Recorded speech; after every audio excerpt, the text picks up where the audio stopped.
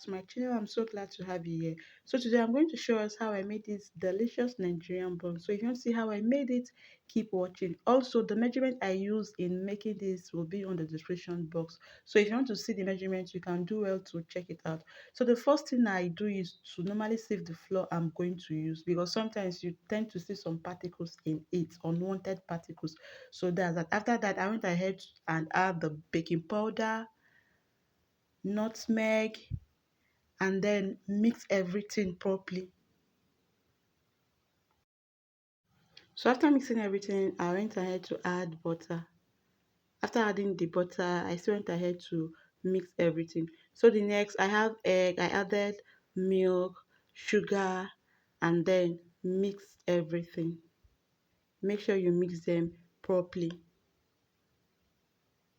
After mixing it properly, you go ahead and add the liquid content to the flour content.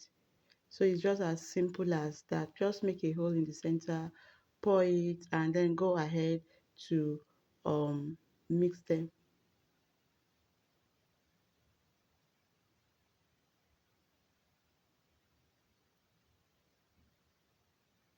Just go ahead and mix them till you get something like this. But as you can see, it's too thick. So I added water bit by bit.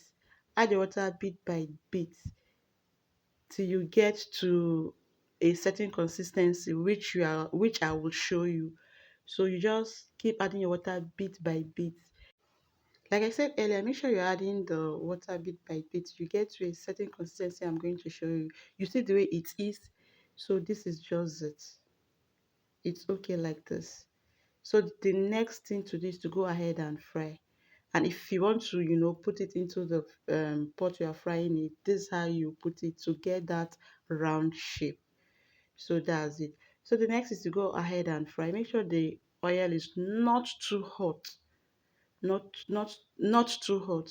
So you just go ahead and just you can see the way I'm doing it, just to get that round shape. So that's just it.